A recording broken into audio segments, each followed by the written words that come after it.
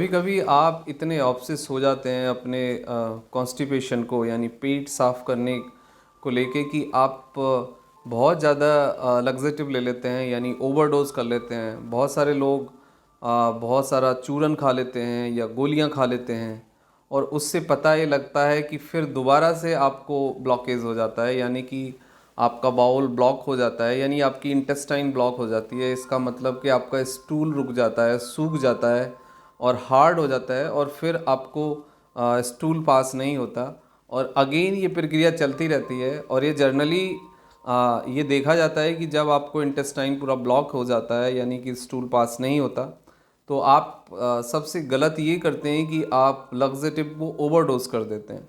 यानी कि जर्नली जो आप 1 चम्मच ले रहे होते हैं तो आप 2 चम्मच या 3 या 4 चम्मच तक खा लेते हैं और आप वेट नहीं करते। और क्योंकि आप एक बहुत ज़्यादा ऑब्सेस हो चुके होते हैं, आपको सुबह एक टाइम पे प्रॉपरली पेट साफ होना चाहिए। मतलब आप अपनी बॉडी के जो फंक्शनिंग है उसको अपने अकॉर्डिंग मोल्ड करना चाहते हैं और उस ऑब्सेसनेस का रिजल्ट ये होता है कि आपको एक लग्जेटिव की आदत पड़ गई होती है।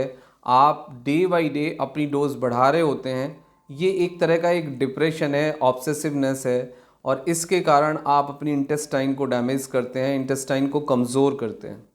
तो यदि आप ऐसा कर रहे हैं और आपको बाउल ब्लॉकेज होता है, इंटेस्टाइन ब्लॉक होते हैं, स्टूल सूख जाता है, स्टूल पास नहीं होता, 2-2 3-3 दिन हो जाते हैं, तो आप लग्जेटिव को पहले सबसे पहले ये मत करिए, ये इसको स्टॉप करिए, ओवरडोज मत करिए। यदि कभी आपको इस तरह का कुछ होता है तो आप अपने फूड को करेक्ट कीजिए।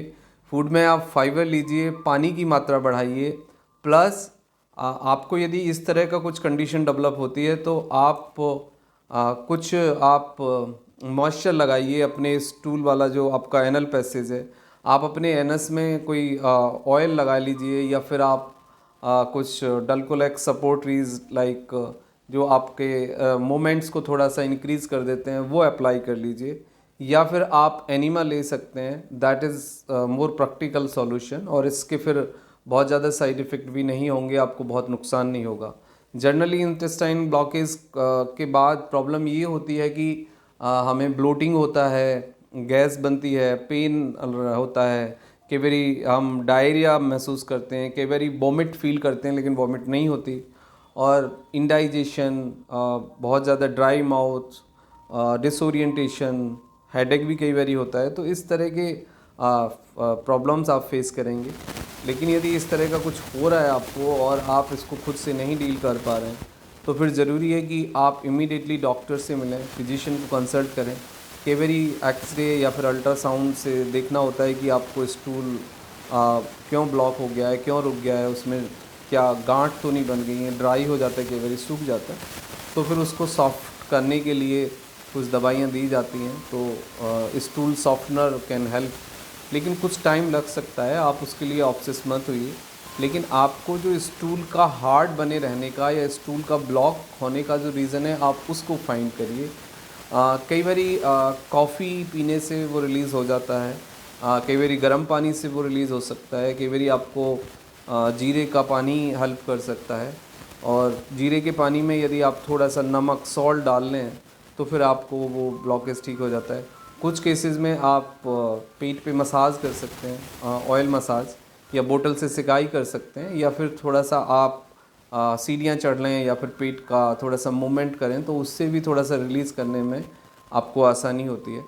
हाँ, जहाँ तक बात है लग्जेटिव्स का, यदि इस तरह का कुछ होता है तो जो पाउडर फॉर्म ऑफ लग्जेटिव है वो आपको मदद कर सकते हैं, लेकिन आप उसका ओवरडोज ना करें।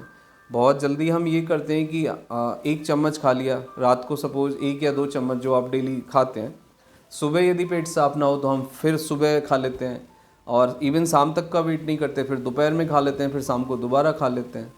तो कई बार ऐसा हो सकता है कि आपको स्टूल सुबह पास ना हो, तो उसके लिए ऑब्सेस होने की आवश्यकता नहीं है। आप थोड़ा सा समय दीजिए, नेक्स्ट डे आप थोड़ा सा फाइबर खाइए। यदि आपने सुबह आपका पेट साफ़ नहीं होता है तो उसका सही तरीका ये है कि आप दिन में पपीता खा लीजिए, सेब खा लीजिए, जूस पी लीजिए, या फिर आप जीरे का नमक का पानी पी लीजिए 1-2 बार, और अपने खाने में थोड़ा सा फाइबर लीजिए। फाइबर मतलब आप फ्रूट्स खा सकते हैं, आप अमरूद, सेब पपीता ये सब खा सकते हैं। दूसरा, अपने फूड में थोड़ा सा फाइबर ले सकते हैं, लाइक खिचड़ी, दलिया, आप मूली की भुजिया खा सकते हैं या फिर साग, हरा साग खा सकते हैं।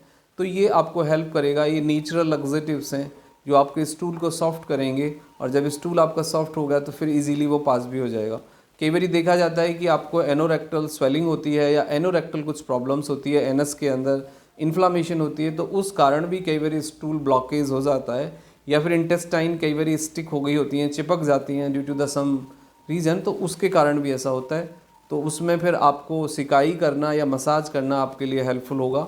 बट आई पर्सनली एडवाइज़ कि उस तरह की कंडीशंस में आप लग्जेटिव को ओवरडोज मत करिए, otherwise you will damage your intestine, जो कॉमनली देखा जाता है। तो इससे आपको बचने की आवश्यकता है। Thank you very much and take care yourself.